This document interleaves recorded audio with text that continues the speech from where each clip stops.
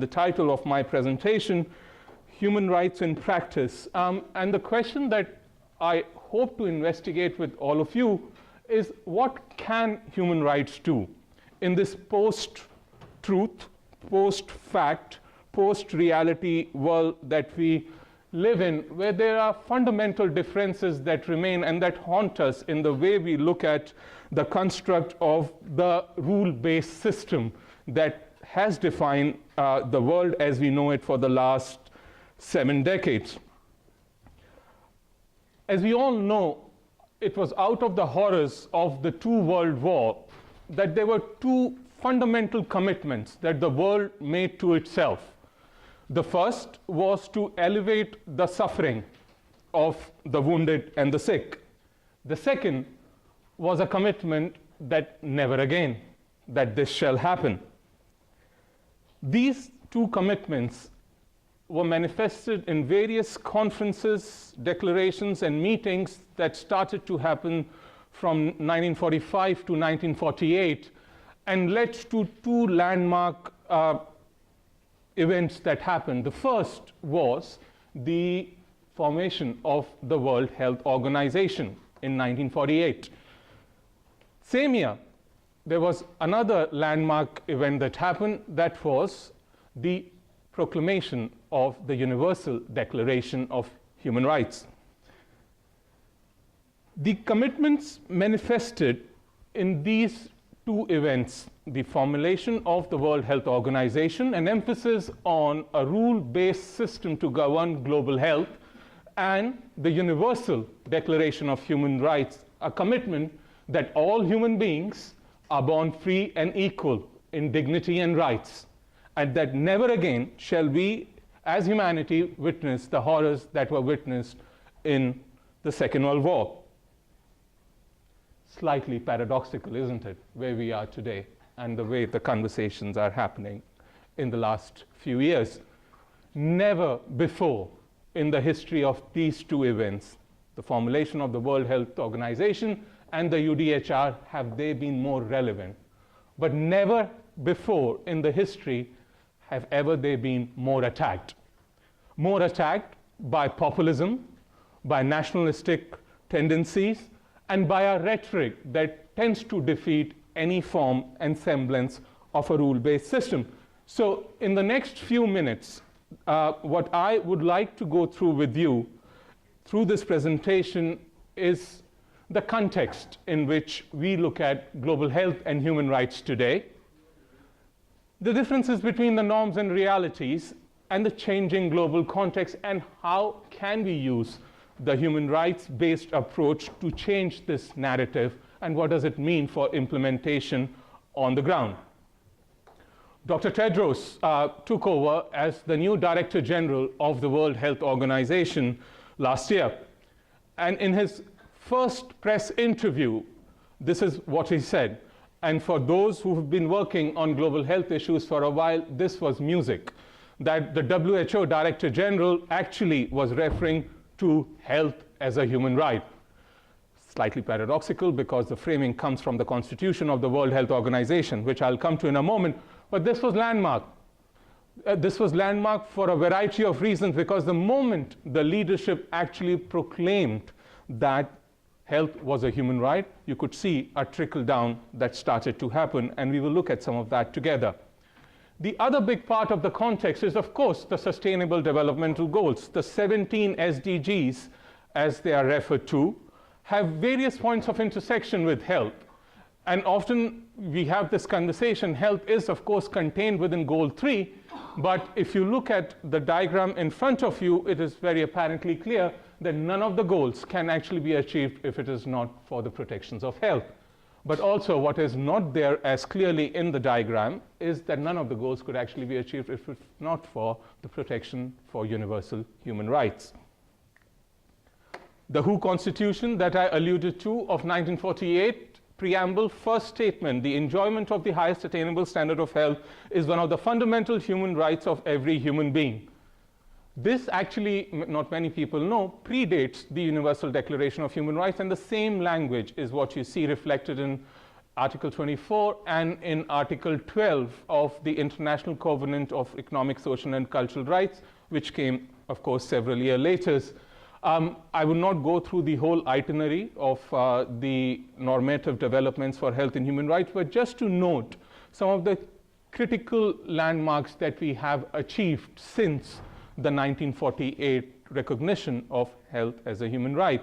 We today have over 100 constitutions in the world that actually does recognize health as a fundamental human right of all human beings. We have jurisprudence which has started to emerge in local, national, regional, international bodies. Enormous jurisprudence. There's been a case, decision from the CEDAW committee in case of an Afro-Caribbean woman in Brazil being denied access to maternal health care and dying as a consequence, and the CEDAW committee finding it as a violation of her right to health. There are national cases, the cases from South Africa, the famous Treatment Action Campaign, or from India, the access to emergency care in cases of road accident victims, from Brazil, from Argentina in terms of access to medicines. The list is long. And the reason that it's important to recognize the enormous normative jurisprudence that we have had for the last at least 2 decades starting to emerge on these issues is because often when we do talk about health as a human rights issue and human rights broadly, we are often, the attack that comes back is that, oh, but that's very woolly. We don't quite know what these issues mean. Like, we actually do know to a level of specificity that there are now guidelines coming out of the World Health Organization which talk about human rights to family planning, that there are technical guidance of the Human Rights Council, which one of your colleagues has written, on a rights-based approach to under 5 mortality, to maternal mortality as well. And so the jurisprudence is rich. The question often is that of implementation. And we will look at some of those issues of implementation in a moment. This is not a slide I do necessarily need to rehearse with the audience that we have right now, but I do want to make this point in terms of the relationship between health and human rights, and importantly, the bidirectionality of the relationship. It's not a linear, one-way relationship, but it is actually quite bidirectional. You cannot realize any human right if you do not have your basic health guarantees. Similarly, you cannot enjoy the full spectrum of health if your human rights are in peril. And this is important to recognize because often when we do talk about the relationship and the bidirectionality of the relationship, it's almost looked either essentially from a model which looks at it in terms of one way, that we have to provide certain protections, or in terms of guarantees of do no harm, which are important, but that is not all of what we are talking about right now. I do want to spend the next few slides, and from here on, I'm going to try and contextualize some of this discussion by focusing on specific examples related to sexual and reproductive health and rights specifically, and women's rights more broadly. And what I wanted to do in the next few slides is to actually juxtapose the difference between commitments and realities. Yeah? So, as we know, when we talk about SRHR, there's a lot of definitions, norms that one can invoke when we do talk about sexual and reproductive health and rights. To me, in a nutshell, it means 3 things: autonomy, agency, and choice. Yeah?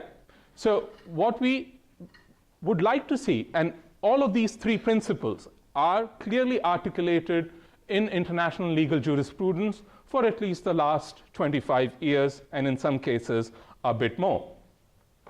Autonomy, as is enshrined in Cairo Program of Action, as a right in itself and fundamental to sustainable development of societies. That's a commitment of 1994 consensus document which 176 governments agreed to. That's the reality in 2015. I'm the youngest in my family. My mom has had 6 children. My dad had 4 wives and never got to finish attending even the first year of primary school. About 2 weeks ago, my dad married me to a 70-year-old man who already has 5 wives. My dad threatened me saying, if you don't go to join your husband, I will kill you. This is a testimony I actually recorded myself when I used to work at Amnesty International several years back. And what is important is the complete contradiction of a commitment that was made to respect individual autonomy to make decisions about their bodies themselves. The reality as we continue to be confronted with. Agency. Every human being, every individual and couple should be able to make decisions about their reproductive lives themselves without any threat or coercion, is what Beijing Conference and the Cairo Program of Action tell us. The statement from a health worker in Sierra Leone in 2008. Women are rarely able to decide for themselves to go to a healthcare facility, whether for family planning, antenatal care, deliveries, or emergency services. Such a decision normally is in the hands of the husband and is often dependent on his assessment of whether they have or can raise sufficient money.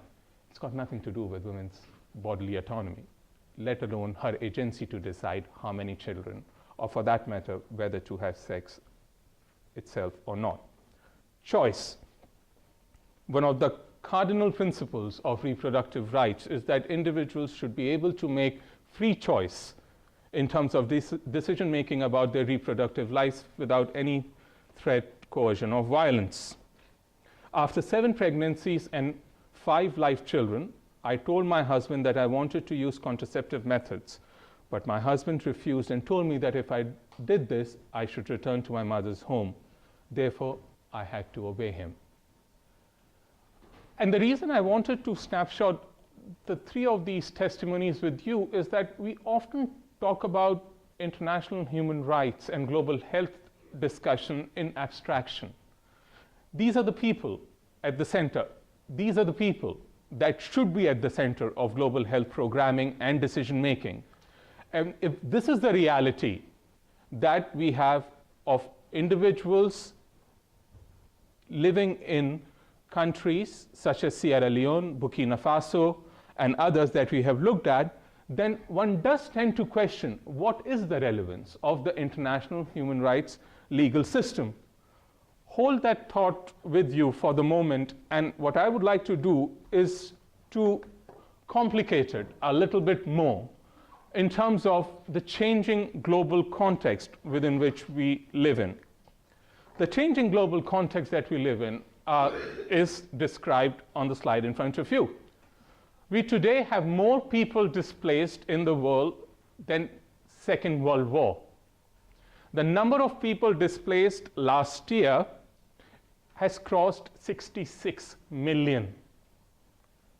That is 1 person every minute, 24 people. That is the size of population of the country of France that we are talking about. What is stunning is that most of the global displacement is coming from 3 countries, essentially, Afghanistan, Somalia, and Syria. Now, this is extremely important. This is what we are looking at. Now, if you actually look at the proportion of who are these people that we are talking about, we do realize is that we have about half of these people are actually women and children. And this has increased. So actually, if you go to relief camps of Rohingya population in Cox's Bazar in Bangladesh, what you have is actually women, predominantly women. And also, predominantly, all of them have been raped. That's the reality. 32 million women and girls live in crisis today who require reproductive health needs. We also know when we look at the mortality rates, and especially maternal mortality numbers, we do realize the highest mortality rates, that is any MMR above 300, is coming from what OECD classifies as countries in crisis settings. But then the question is, why is it that sexual and reproductive health needs of the population are last to be addressed? Of the total funding applications that were made for financing of reproductive health over the last 10 decades, and the International Interagency Working Group did an assessment recently, they found out that it was less than half of those funding applications were actually accepted. We have a dramatic shortfall of equitable funding when it comes to reproductive health services. There is a commodity insecurity within most of the crisis settings that we are talking about. There is hardly ever that you find specialist care that is available in terms of emergency obstetric care or other cares that might be needed.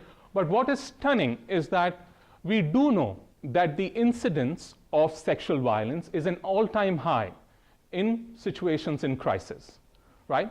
Transactional sex becomes a means of survival for many young girls. And for all of you who might have seen the recent report that Save the Children put out, that young girls as young as 13 in Italy have been forced to have transactional sex as a means to get money for safe passage to France. We're talking girls as young as 13. But one service that is not provided to populations, that continues to be one of the most globally charged discussions at the moment, is access to contraception and safe abortion care. Lessons from some of the recent crises that we have witnessed. Syria, Ebola, Zika, Haiti, Nepal, Philippines, the list is way too long to go over right now. But the reason it's important to look at issues that came out in terms of the Syrian crisis, which is in its 8th year now, as we know, but also issues that we confronted in terms of Ebola and Zika, is that the new normal within which we are working on is that conflict, contagion, and climate are the new normal within which much of the global developmental policy implementation is actually taking place. Yeah?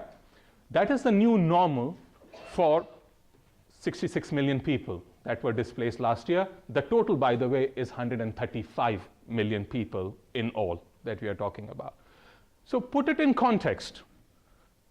135 million people, according to UNHCR, majority of whom are likely to spend the next 20 years in displacement.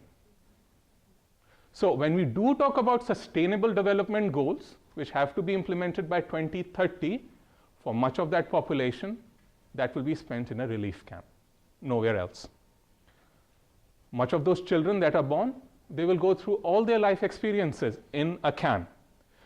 What crisis and these other pressures on the health system, what it exposes is that absolute ineffectiveness of the health systems as they exist right now to respond to crisis in any meaningful way.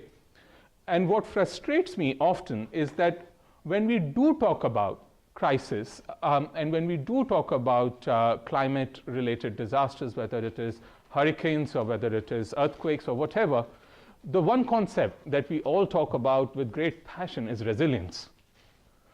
But I never understand what does resilience mean for a Sierra Leone, which was ridden with 10 years of conflict and then got straddled with Ebola.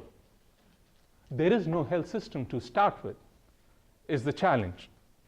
So what does resilience mean for countries which actually have already very weak infrastructure and systems to respond to any kind of shock that might be coming through?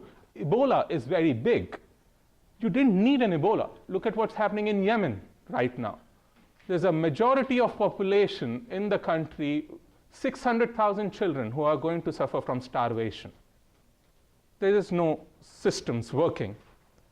So if resilience, and resilience is very important, because what resilience at the end of the day means is the ability of a system to respond to shocks, whether internal or external shocks within the system.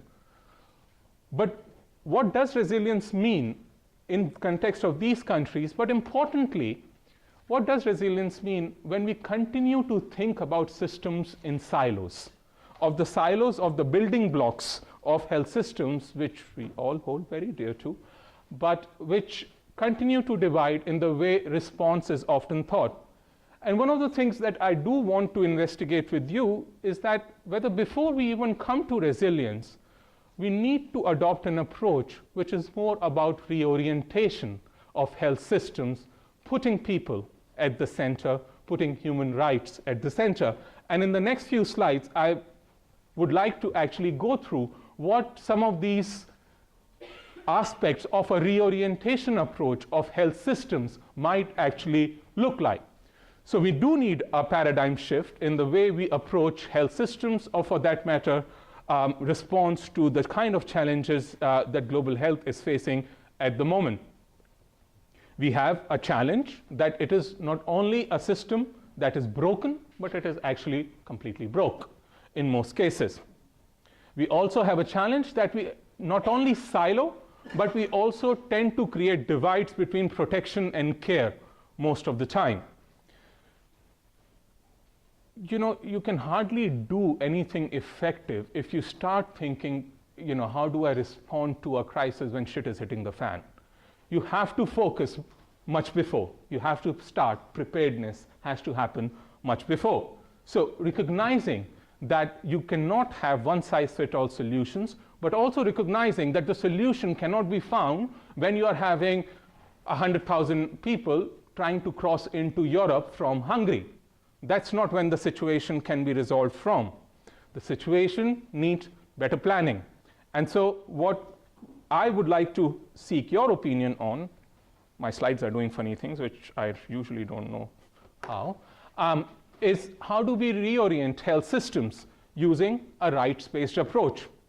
And with that, what I do propose is that what we do need as part of this reorientation exercise is that human rights and people-centered approach starts from the start, from the design phase of it, and in terms of how we coordinate some of these services. We have to have policies in place, we have to have structures in place that can be responsive to the kind of challenges that we face. And we'll come to some of these specifics in a moment if you bear with me. We also need to look at issues around resources. Now, I know pretty much every smart finance minister in the world make fiscal provisions thinking about how you are going to deal with issues around inflation and currency fluctuations. My own country is having a crisis right now for certain trade wars happening elsewhere, and the challenge being that the Indian rupee has gone completely down as compared to the US dollar. So you do know how to plan in terms of fiscal feasibility. So why don't we plan for crisis in the same way? Why don't we have actually dedicated resources that can be tapped into from the health systems to respond to crisis, and resources that conform to rights-based principles, to budgeting exercises which are in consultation with the needs of people, and addressing determinants of health as part of a holistic exercise. And human rights-based determinants of health requires what any good public health approach would ask you to do, is to actually look at the ecological framework that an individual actually lives in, from the individual to the family, to the society, to the state, right? Right? Okay, I tend to miss some of the circles at times. But what is important is that when you do look at context-specific becomes very important, because unless you look at context-specific approaches, what happens is that what you do not address is issues in terms of power, and power imbalances or cultural approaches that tend to influence how communities respond to some of the issues in terms of global health. To give you the best example is what we had in the situation of Ebola. And one of the biggest challenges for teams that went into Ebola was cultural practices as they related to the burial of the dead. They just did not want to do away with their cultural practices of washing the dead and putting the dead in a body bag. But they had to be convinced. And to do that, we had to understand the culture norm. No, but we hadn't done it, and we didn't know it. And this is why the delay that happens was so significant and enormous. So, better planning. And what do we need to do in terms of planning becomes extremely important. Laws and policies become extremely important to deal with. The other example that people in this region were confronted with was Zika. And Zika continues to be an affront to thousands of women in the Southern America region, Brazil being one of the hardest hit, but several other countries. Now, as you know, one of the things that happened with Zika was the whole issue of microcephaly and severe fetal abnormalities that were being diagnosed in children because of Zika. But for weeks, if not months, the response that was being thought about when we were looking at Zika response was actually just focusing on vector control. People just wanted to talk about how to kill a mosquito, not talking about who the mosquito was actually going and biting and what the impact was in terms of reproductive choices that the woman was to be made available to. Multiple of these countries have criminalization for access to safe abortion care. So the only choice was being given to a woman to go through the trauma of pregnancy, carry the pregnancy to term, knowing that there might be a severe challenge to your child once it's born, or go for clandestine procedures. That was the only choice. There's no attempts were being made to provide access to safe abortion care, and actually colleagues who worked on litigation to try and get governments to liberalize these laws so that women could have access to life-saving care in certain cases were actually attacked, physically attacked, and some of them therefore had to pay great physical and emotional cost for the work that they did. But what it also requires is to have robust situation analysis, understand the population, understand the demography that you are serving. Not only from an epidemiological perspective, it's important to know the disease burdens and patterns, but we need to know the communities, the decision-making structures, the power centers, how to navigate all of that. We do need to have a national plan of action, which is not only a biomedical one, but which is a comprehensive one, which actually puts the rights and needs of some of the individuals in perspective. One of the other big challenges that you are actually looking at in displaced populations, and especially the refugee and migrant populations right now, and which UNHCR is doing some great work around, is looking at sex work and LGBTI populations. And the amount of attack and stigma that the populations the LGBTI individuals are facing because of the countries they find themselves in, because of a crisis that they were forced to be displaced from their own countries from, is enormous.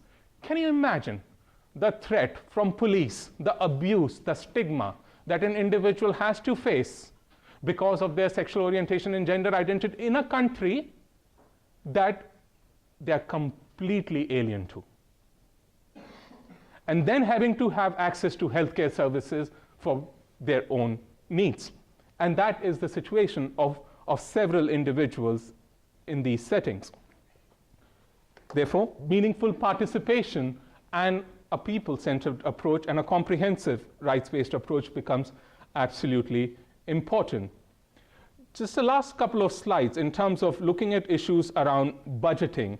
And I was at an event on Sunday in New York, and the news head of the Interparliamentary Union, who's from Mexico, very eloquently said, love is about budget. If you love me, put the money. And so I think I couldn't better it. I think that's true. If you are really passionate about it, put your money on it. And how many governments actually do prioritize these needs? How many? For several governments, the issue is not only the slice of pie that goes in terms of that goes to health. So the prioritization between different sectors, from military to education to other social goods and services. But what matters is also within the slice of pie that actually goes to health, what are the kind of services that are being prioritized? Are these services essentially the services that are needed for the affluent, or these are actually taking into account the services that might actually be needed by the most vulnerable and marginalized populations of the society? The world is gung-ho right now about universal health coverage, and you have to be out of your mind if you're not gung-ho about universal health coverage. But we could not have a pathway to universal health coverage which is only dependent in terms of a financing approach to universal health coverage. For UHC to be a reality, it has to be based on human rights. The priority interventions have to be in participation with people. It could not only be based on the epidemiological accounts, it has to be in terms of taking the catastrophic expenditure, but also the catastrophic experiences that individuals might actually have to go through if they want to go in a certain country which criminalizes same-sex relationship, if an individual actually wants to go through a gender transformation surgery.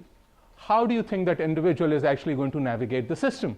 Or a woman who has gotten pregnant of an unplanned pregnancy and wants to have an abortion. How would she have access to an abortion if she happens to live in a country that actually criminalizes an abortion?